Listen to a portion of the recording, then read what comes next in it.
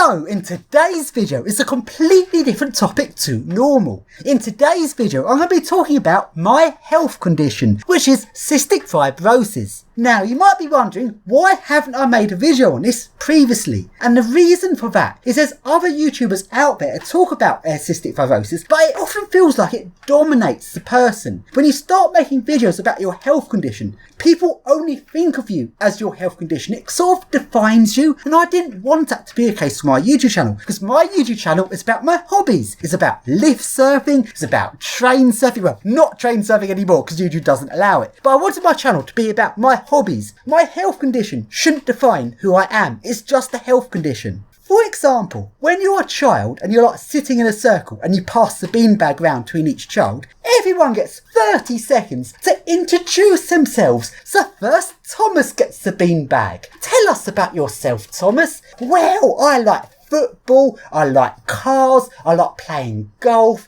Okay, now let's pass the beanbag on to Ben. So then, Ben, tell us about yourself. You've got this health condition, haven't you? And then my 30 seconds gets taken up talking about my health condition. So just when I'm going to talk about my interest in trains, oh no, Ben, your 30 seconds is up. Time to pass your beanbag on to the next child. So I never get to talk about myself because I ended up using up the time talking about my health condition. And that is why I haven't talked about it before on my channel.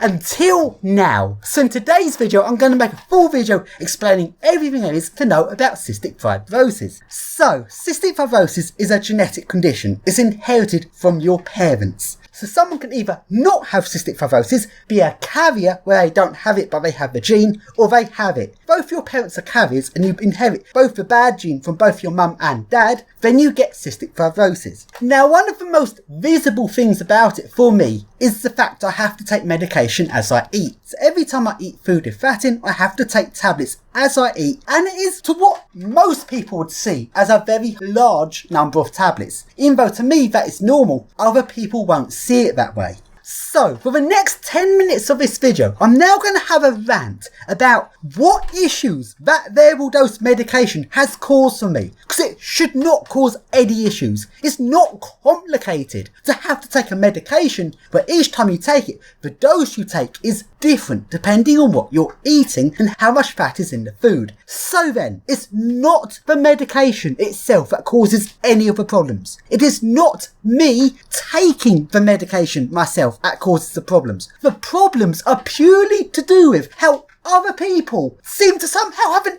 issue with the fact my medication is variable dose. So let's just go through this. My body does not produce enzymes correctly. Enzymes are used to digest food. That means I have to take tablets called Creon, which are replacement enzymes so I can digest the food I eat. If I do not take these tablets, my food will not digest and it will come out as one big, massive, stinking, splatty poo. If I take too many of the tablets, my intestine will block up and I'll become very constipated. So the correct dose is essential. So in one day, I take around 30 of these tablets. The reason for that is so I can get a correct dose with the food. I can't simply take just a couple of high dose tablets. That won't work. Because of the fact, if I eat a very small amount of food, I might just need to take one tablet. If I eat a big pizza, I have to take 12 tablets. Each tablet has to be a relatively small dose so I can vary the amount of tablets so I have the correct tablets with the food. Now, this seems to cause so many fucking problems with other people not understanding that. And you'll be really surprised quite what those issues are. Let's just go through them to explain the shit I have to deal with. People thinking I'm trying to commit suicide because they think you're taking so many tablets, you must be trying to kill yourself. No, it's just how my health condition works. And once again, I have to explain it to people like I'm fucking Polly Parrot, having to say the exact same thing just to explain to people that no, this is normal for me. Number 2 is institutions. Back when I was a child, not understanding the concept of variable dose. And that could be anything where I'd go anywhere without my parents, so someone else, like an authority, was responsible for giving me medication. So whether that's some sort of children's club, whether that was like an overnight residential trip out somewhere, or main thing, to be honest, was school. And I think everyone knows by now I fucking hate school for all kinds of reasons. But sticking to the subject of medication, the school could not understand the concept of a variable dose medication. Because on all the sheets it's like, what medication must your child take? When must they take it? What dose is it? Well, guess what? It isn't a fixed dose, but because of their health and safety not allowing that concept to be accepted, the staff were not trained to work out the dose, even though it's fucking easy to work out.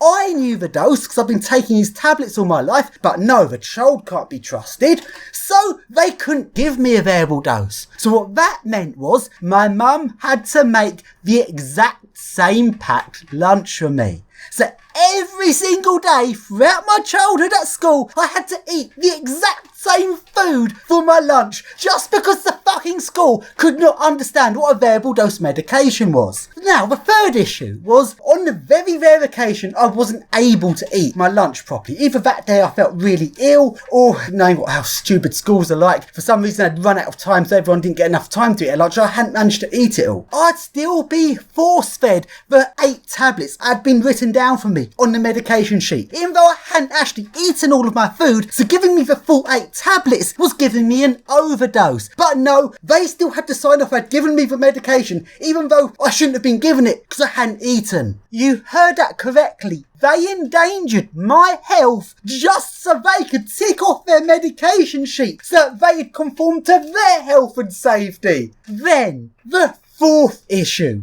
was I was actually entitled to free school meals. That's a nice thing, isn't it? My parents don't have to pay to feed me. I'm given free food. Well, guess what? I couldn't eat the free food because it's like a random thing they give you each day. One day it might be something low fat, like a salad. Then the next day it could be something high fat, like sausages. A very big difference in the amount of medication I'd have to take. But hey, they couldn't do that because of the fact they couldn't understand a variable dose medication. Then, the fifth thing. And this is related to when you're given food at random. For example, it's one of those big boxes with loads of little tiny chocolates in them. We've got a box of chocolates today. Each person in the class can all get 1 chocolate each. Well, guess what? One of those little tiny chocolates was worth half a tablet. I can't take half a tablet. I would have to eat more food to make it up to 1 whole tablet. And because everyone had to eat their chocolate straight away, it basically meant I couldn't be given a chocolate, while everyone else was happily eating one. And the 6th issue is pretty similar to that, saying along the lines of, oh, you've been such a good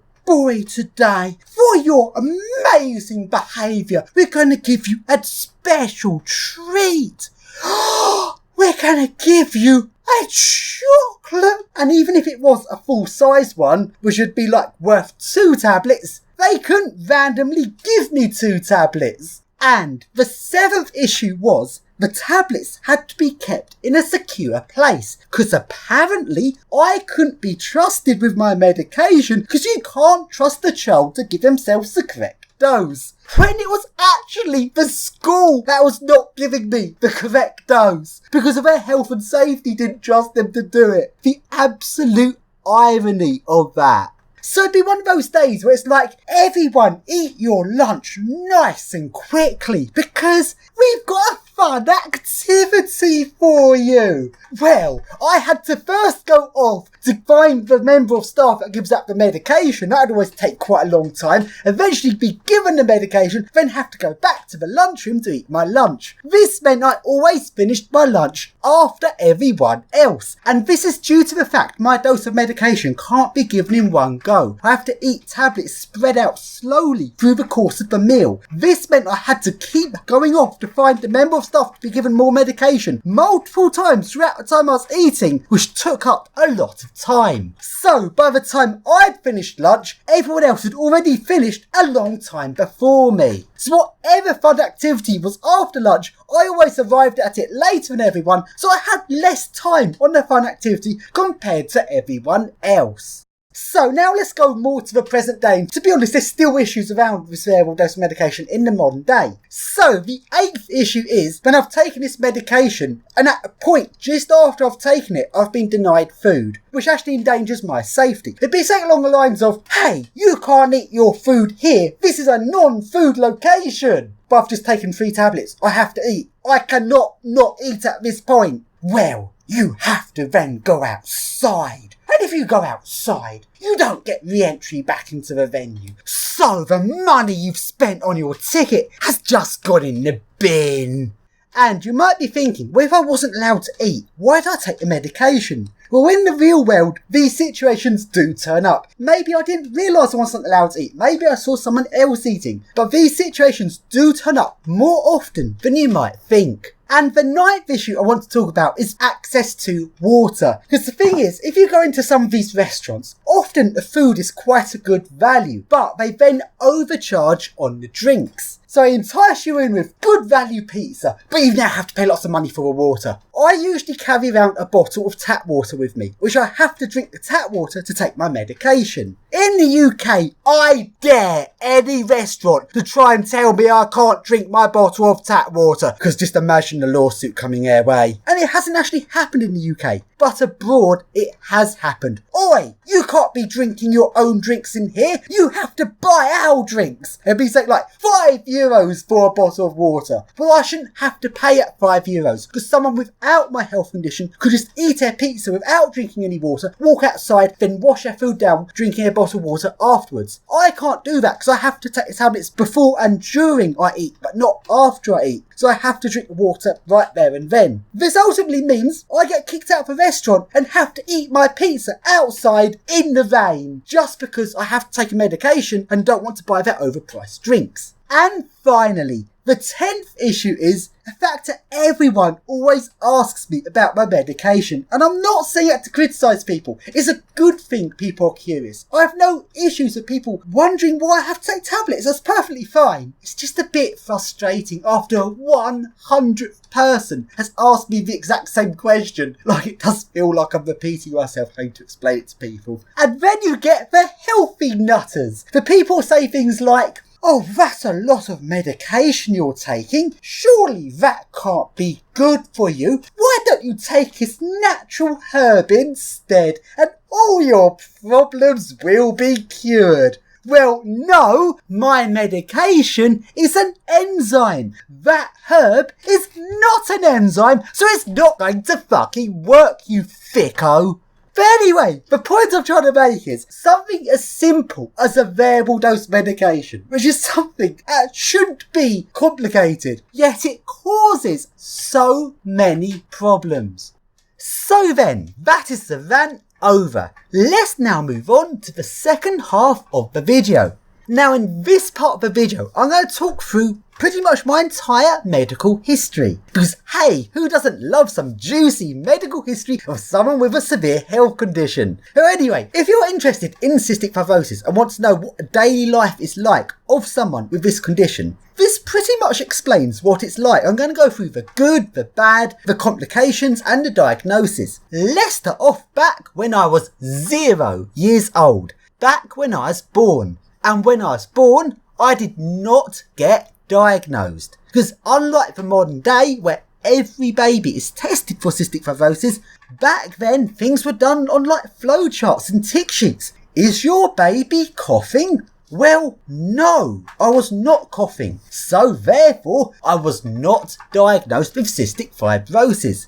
Even though I was eating a lot of food, because I was not digesting it. I was not taking enzyme tablets back then, so I was always hungry. When I was 3 years old, I was eating more food each day than my parents were. A 3-year-old child was eating more than an adult. Surely someone should have spotted that something was not right, but they didn't. I was not seeing any doctors because I wasn't diagnosed. Only the childbirth care person was coming round who told my parents they were feeding me too much, which was very bad advice. The problems only showed up when I got dehydrated and was sent to hospital. People with cystic fibrosis lose salt through their sweat. In fact, back before modern day diagnosis, one of the ways of telling if someone has cystic fibrosis is getting their parents to lick their child and seeing if the child tastes salty. This shows you how much salt people with CF will lose. If you get low on salt, you stop feeling thirsty when you need to drink. If you don't feel thirsty, then you don't drink, which then means you become dehydrated, which is what happened to me. So I went to hospital, and that's when people started to realise something isn't right with this child. But it was not until later on when I was finally diagnosed, and that's because of the amount of food I was eating and not digesting. A 3-year-old child's body is not designed to eat as much food as an adult and then not digest the food and it to all come out as a big splatty poo.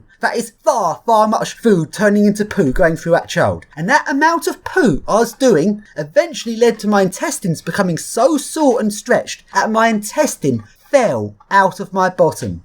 And I can actually remember that because I've actually got earlier memories from what a lot of people do. I can actually remember things that happened when I was 2 years old, but I can actually remember all of these medical things very clearly happening. I got rushed to hospital and the doctors had to ultimately put my intestine back into place, but that is when I was diagnosed. They finally realised there is something not right with this child and they worked it out as cystic fibrosis. After that, most of the problems then got fixed. I was put on to having salt tablets, so the loss of salt was being corrected. I was then put onto enzyme tablets, so I was digesting the food. And I was also given physio, because people with cystic fibrosis get a lot of mucus in their lungs, which is the main problem with cystic fibrosis, is the mucus. The reason why people have to eat the enzyme tablets is because they can't produce their enzymes properly, because the tube from the pancreas to the intestine is also blocked with mucus. So a very small difference in the body of having more mucus than a normal person causes a lot of different add-on effects. Now, with the mucus in my lungs, that was cleared by physio. I'd lie on a cushion and my parents would then hit me on the back and make me cough up all the stuff in my lungs. And it worked well.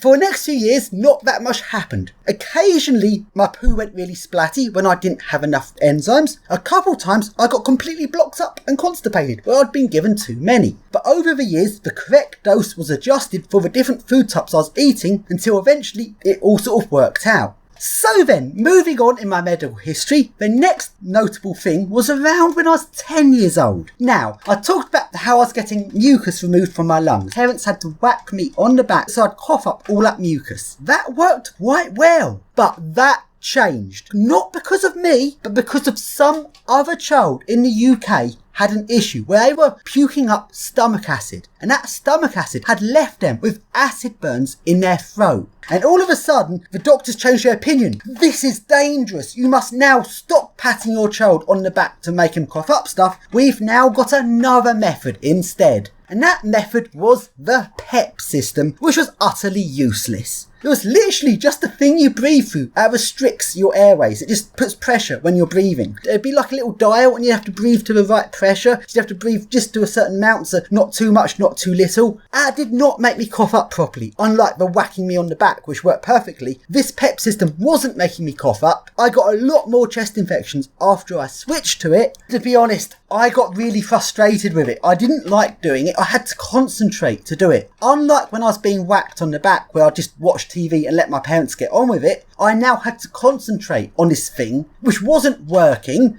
At the time, I felt like I was under so much pressure to have to do this to keep me healthy. Without going into details, it did end up turning into a rather stressful time.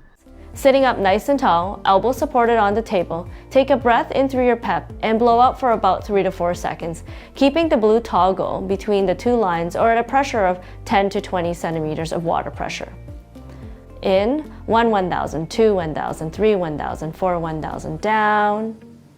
And in, 1, 1,000, 2, 1,000, 3, 1,000, 4, 1,000, down.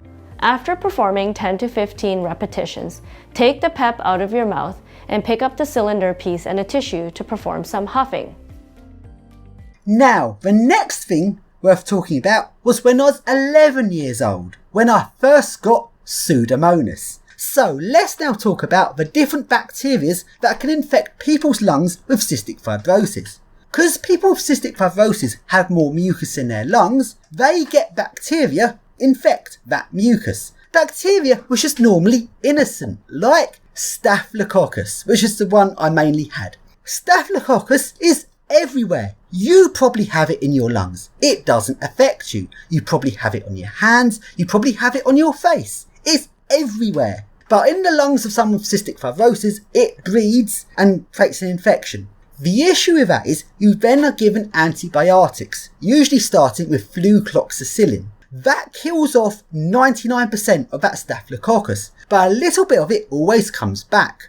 After repeating having an antibiotic a few times, it's now become resistant, because the bit of the Staphylococcus that grows back is the bit with a genetic mutation of resistance. So every time you kill it off with an antibiotic, it will come back, but it will come back with a mutation to then resist that antibiotic. So let's think of it this way. Let's say you have a rat infestation. There's loads of rats everywhere. So you put down poison to kill the rats. You kill most of the rats, but there's a couple of survivors. Those survivors have a slight genetic mutation to survive the poison. Their babies then carry that mutation. That means for the second round of poisoning the rats in the future, it will be less effective. Then the survivors of that second poisoning will be the ones with an even better mutation to survive the poison. They pass that on to their babies, and the whole rat population is now resistant to the poison. So you have to find a different type of poison. Well, it's exactly the same with cystic fibrosis and bacteria. Once you've killed the Staphylococcus with flucloxacillin a few times, it becomes resistant. So you then have to move on to Aumentin. Until that's resistant, then you move on to ciprofloxacin. Then you move on to clindamycin. Then colomycin. And at that point, things have got a bit more serious, because colomycin is not a tablet you take. It is a nebulizer. It is a medication that gets turned into steam by a nebulizer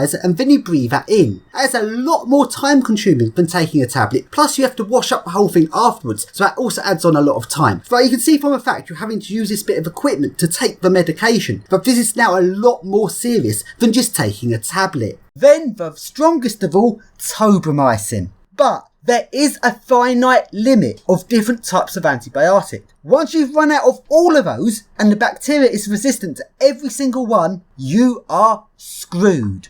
Now, Staphylococcus isn't too much of an issue. I have chronic Staphylococcus. That means a Staphylococcus I have can never be fully removed. It can be suppressed. It's never going to be completely gone. It's too far-rooted infected into my lungs. That was a bit of an issue, but not too much. But the danger was Pseudomonas. Now, Pseudomonas is a much nastier bacteria, but I shouldn't say nasty because it does a good job in what it's meant to do.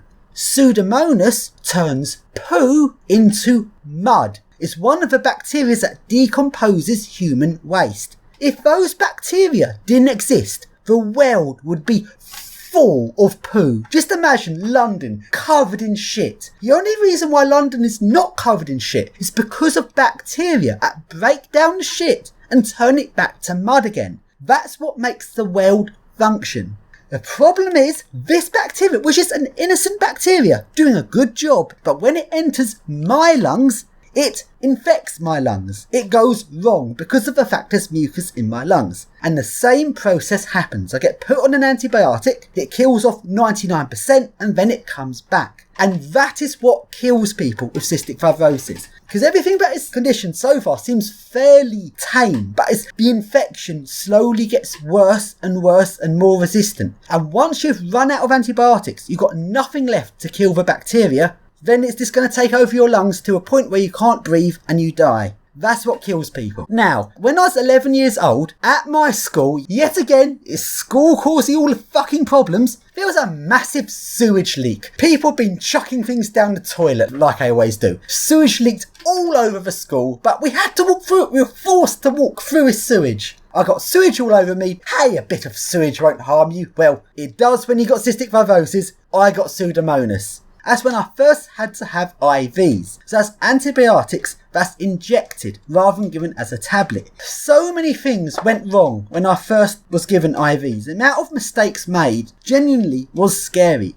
Firstly, I was put in a regular children's ward rather than a specialist ward, and the nurses didn't really know what they were doing. To make things more complicated, I was completely healthy. The doctors were so scared of the fact I had Pseudomonas, they wanted me treated immediately, even though I was not ill. So I was in hospital, in a ward full of really ill children, except I was not ill. I was bouncy, I was really hyper, I was jumping around. But what's really stressful, as well as that, is a number of things done wrong. Firstly, the veins on my hands today look absolutely terrible. That's because they were putting in a line, and a line is just a tube that goes into your vein, into my hand. Those should not be put in for any longer than like an hour or two. If you're going to put in a line, it has to go into a bigger vein. Veins in your hand are not suitable for having a line in for 2 weeks. 2 weeks is too long. It damages the vein. But hey, they still did it. So today I've got terrible veins on my hands.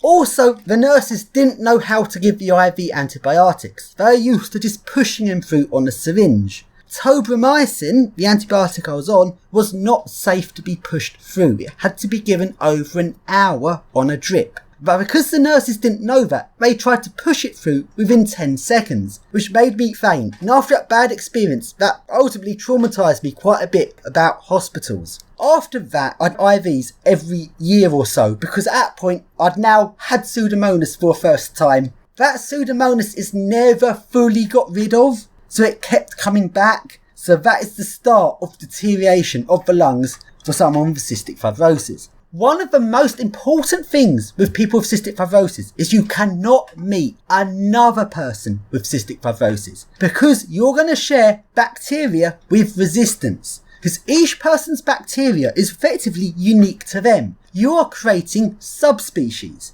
Every time you kill the bacteria, it comes back with a mutation. That means in my lungs, my bacteria are a subspecies of Pseudomonas and Staphylococcus. If I was to go and coughed up a load of mucus and I spat it onto your face, nothing would happen to you. Doesn't affect you. It's mutated to survive in my lungs and be resistant to the medications I'm given. It can't survive in your lungs. But let's say I was to spit it onto someone else with cystic fibrosis. Well, then I've just infected them with some very resistant bacteria. If someone with Pseudomonas, which has become resistant to everything, was to infect me with that, that's years I could manage with slow resistance build-up is taken away. I've suddenly given the most resistant version, which is why when I go to hospital in the clinics, the time you're given to go in is around what resistance you have. So the people with the least resistance go in the morning, then in early afternoon are people with medium resistance, and in late afternoon is the people with the most resistance. And that's to stop the spread of the most resistance from getting into the people with the less resistance. So that's how tight the infection control is. In fact, every time I go into clinic, I'm immediately taken out of the main room where everyone sits and put straight into an isolation room. I am that infectious, I have to be kept away from everyone else.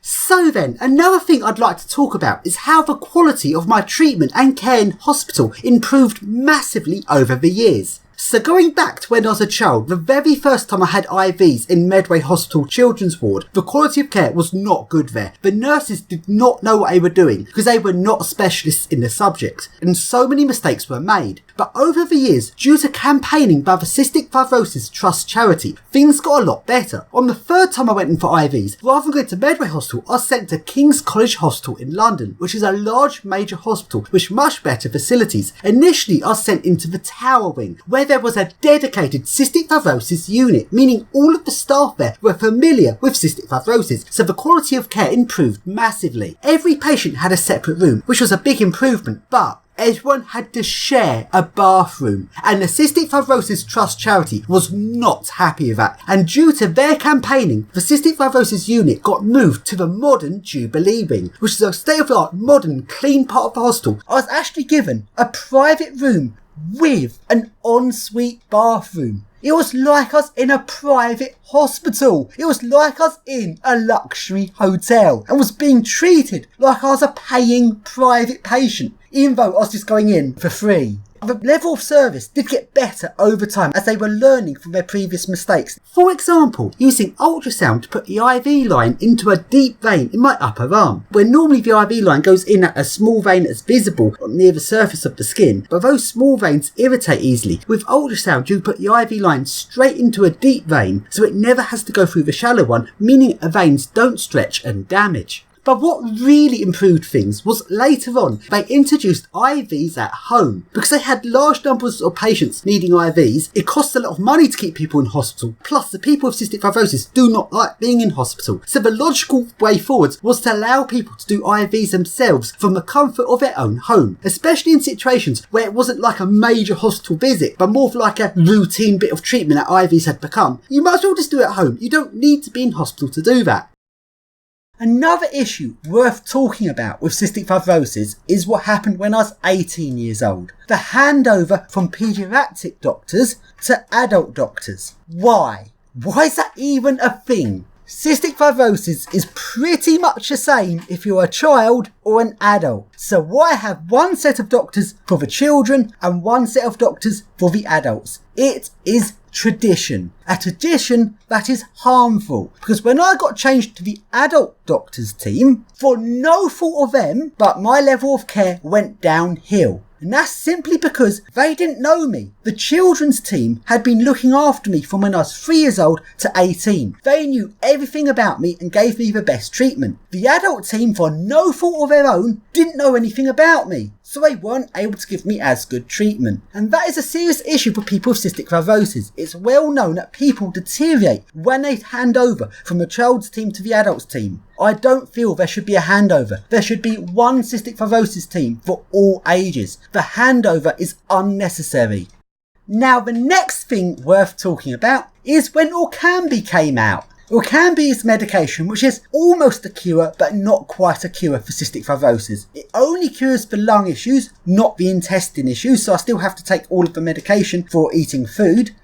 Back in the days of David Cameron, what a fucking cunt, refused to fund it. It was around £100,000 per patient per year. That is not the cost of the tablets themselves just cost pennies. This was the cost of the research which had to be funded to make back the money of the investors add research into this new medication. As David Cameron refused, I never got put on Orkambi. It was only when the second generation of Orkambi came out many years later that eventually the funding came through. And that's because Romania were now giving their cystic fibrosis patients Orkambi. You know how poor Romania is, yet they managed to fund Orkambi for CF and the UK wasn't. That was so politically embarrassing for the government. That's why they eventually funded it. And to be completely honest, I only really just funded that in time, because on that last time I went into hospital before I started Orkambi, I was very ill. I'd had IVs quite a few times by then and they were getting less effective. It was only a relatively short amount of time from my previous set of IVs to that last set, and I felt so ill, I had so much mucus in my lungs I could barely breathe. I was coughing up mucus all the time, and I've lost the photo of it, but I've got a really disgusting photo where my entire base of my bathtub was covered in mucus from my lungs. From just 1 day's worth of coughing, I'd filled the entire floor of the bathtub entirely with mucus because I was coughing up so much. And at that point, the IV antibiotics had got a bit ineffective. So to be completely honest, this is quite scary to say this, but I think Orkambi only just came out in time for me. If there'd been any further delays, well, let's not go there. Now, one good thing of the deal the UK government managed to get is when they managed to fund second Orkambi, they had the deal that they could get third generation Orkambi for free. So I was only on second generation for about a year, then third generation came out. So, once I'd started the third generation of Orkambi, which is Bacterial and Calideco combined, at that point, all my lung symptoms disappeared. It was almost an overnight change. I went from coughing loads, and not only that, I was also having these weird symptoms of hot and coldness. All of a sudden, I'd feel freezing cold, and I'd try and heat myself up, then I'd overheat. And I was getting that constantly, and those symptoms had got very bad. Now, when I started second generation Orkambi, it went away a bit, but it was still there. But when I started Bacterial, all of those lung symptoms went away pretty much overnight. I don't even know what to think about that. Thinking about how ill I was to all of a sudden not being ill. It's just so strange to think of it like that. Because I went from having this major health condition to not having it, well, at least in regard to my lungs. I'd stopped having the health condition overnight. It was like I'd suddenly become a normal person. It was like I had freedom. I don't even know what to say about that. It's just weird thinking back to how bad my cystic fibrosis was until overnight it went away. I don't even know what to think of that. So all of the lung conditions of cystic fibrosis were cured, but only the lung conditions. Bacterial does not cure any of the other things. Also, it doesn't put back damage which your lungs have already sustained from before you started taking it. For me, what that means is I have slightly lower oxygen levels than a regular person. So let's say I was exploring an abandoned building, and then security comes and me and a friend have to run away. Initially, both me and my friend can both run at the same speed. We run as fast as we can away from security. But after about 20 seconds, I'll run out of oxygen because my lungs are not able to replenish my oxygen as quick as a regular person's lungs. So I'll be forced to have to slow down at that point. So I'll be the one who gets caught by security. Luckily, that exact situation's not happened yet, but I reckon that probably will happen at some point. But the Bacterial only cures the lung symptoms. Let's now talk about the symptoms which are still there, the things that it does not improve. It does not cure the intestine symptoms. So all of the having to take enzymes to eat my food, that all stays the same, I still have to do that. Also, it doesn't cure the tiredness. One thing which you don't see from my YouTube channel is the amount of tiredness I get. Because, well, everyone on social media always uploads the best content that looks great. So if you look at my YouTube channel, you'll see, oh, I'm off on another cheap little adventure somewhere. It all looks really wonderful. What you don't see is when I get back from most adventures, I often have to stay in my home, often lying in bed for most of the day for about 5 days afterwards. So even though I can go out and do all the adventures, after I've done them, I get very exhausted, which are now the most major symptom I have of cystic fibrosis. Those have not gone away. This brings me on to the last and final issue I need to talk about with cystic fibrosis, and that is diabetes. Now let's go all the way back in time to when I was 3 years old. My parents were told, fatten up your child. Your child can't digest their food very well. You need to give them as much as you can to fatten them up. Make your child super fat. The fatter the better. So my parents did exactly what they were told. Loads of high fat food in the form of chocolate bars. Now this is back when I didn't realise that Cadbury's chocolate bars are 50% sugar. So loads of fat, just what the doctor wanted. Lovely things to fatten me up. But also gave me diabetes at the exact same fucking time. So yes, I now have diabetes. Because I was given loads and loads of sugar. I've overdosed on sugar pretty much my entire life, so from when I was 3 years old up to the present day. At the time when I was 3 years old, the doctors didn't know there was a link between cystic fibrosis and diabetes. That's because people were not living long enough back then. Because of the lack of treatments, people's lungs were getting over-infected and completely resistant by the time they were getting to like 30 years old, which is why there was a life expectancy of 30 years old for people with cystic fibrosis. So back then, I think the attitude was something along the lines of, keep your child really fat, we don't care, we're giving them loads of sugar, they're not going to live long enough to get diabetes anyway. That changed when Orkambi came out, because ultimately at the minute, I've got no infection in my lungs. I don't have any lung symptoms apart from slight lack of oxygen. So ultimately, the diabetes has now come through from all that sugar I was eating, along with the fact that CF also causes diabetes from the pancreas also being blocked up with mucus. So it's not just enzymes I'm lacking, it's also insulin I'm lacking. So now it's the big challenge of changing my diet. Getting rid of all that sugar I was eating. Because, let's face it, I feel like I'm a fucking drug addict right now. I eat so much sugar, because that's all I've ever known. All my life I ate tons of sugar. And now I'm having to find alternatives to get rid of it. And only when you try and get rid of sugar from your diet do you realise how much it has been put into absolutely everything you can think of in the supermarket. So, let's now talk about reducing sugar in food. fucking supermarkets and the fucking consumer model of how food is sold. There's sugar in everything, and I'm now having to cut out almost all sugar and all refined or processed carbohydrate. Those two things don't sound that major, and it's only when I now have to cut out pretty much all sugar and refined or processed carbs from my diet we suddenly realise that is in fucking everything. And this is because of capitalism. How capitalism works is that the company makes the food the most sellable that they can. They want to sell as much of it as possible. Capitalism has no room for companies doing the right thing to keep people healthy. It is not. That goes against the system. All capitalism cares about is selling you stuff. Which is why you need government regulation to stop capitalism from making bad decisions, which profits the companies against the health of the people. But the government is not regulating the food industry properly, which is why food is full of sugar and processed carbs. So let's take this example. Let's talk about oats. An oat is a grain. It's a carbohydrate. The farmer grows the oats. Those get sold to the food manufacturing company that turns it into products, sells it to the supermarket that sells it to the consumer. Over time, new breeds of oat come along, usually by selective breeding. The food manufacturers put the new breed of oat into their food and they find it sells better. More people buy the product. So the food manufacturer wants to make more of it. So then the farmers are then incentivized to grow this new better breed of oat. Now so far that sounds great.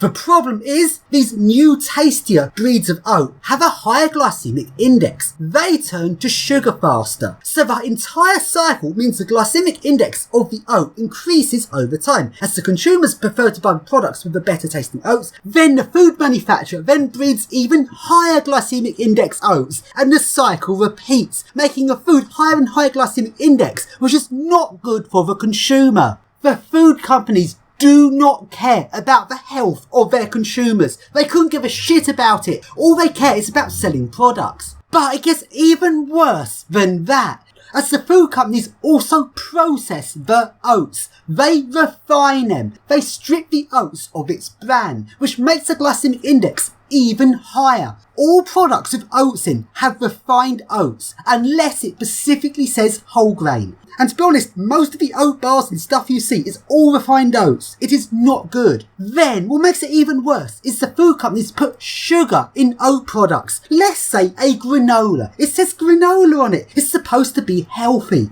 The entire point of a granola is you eat the oats, which are supposed to release the sugar slowly throughout the day. But as well as the selective breeding, the higher glycemic index, and the refining and stripping of the bran, as well as all of that, they also add sugar to the cereal. All it is now is sugar spiked food. It's not even good for you anymore. The problem is the government doesn't regulate the industry. It doesn't apply just to oats, this applies to the entire industry. The government is incompetent. But there is a positive that's happening in the modern day. And that is the health foods movement. Some people have got fed up with supermarkets and food manufacturers not making healthy products, and there has been a demand from some consumers to have better products. And by the way, don't confuse the term health foods with the other meaning of health foods, because often people say health food when they mean low fat. But low fat foods like a low fat cheese is not healthy because it's been processed to remove the fat. And there's nothing wrong with fat as long as it's natural fat. There's nothing wrong with it. You shouldn't be wanting to strip out the fats in ultra processed ways. When I'm talking about health foods, I'm talking about actual proper health foods, which are nothing to do with stripping out fat as a different subject altogether. I'm talking about foods that are healthy because the glycemic index is lower. Such as in overpriced health shops like Holland and Barrett, which are now selling foods which are actually good for my condition, but they're fucking expensive. As for your typical smaller scale supermarket like a convenience store, most of the food sold in these smaller convenience store shops I cannot eat, especially in the snack section. While an ordinary person will be like, I'm going to go into the convenience store and buy a snack. I can't do that. In these smaller shops, the entire snack section is all ultra processed food with refined and processed carbs and will spike my blood sugar. What I find very frustrating is that when I'm out and about, it's actually quite hard for me to get food because all of the ordinary foods that people eat, like a bag of crisps, I can't eat anymore because of the glycemic index. So I really do struggle to find foods to eat. Anyway, that is the end of the video.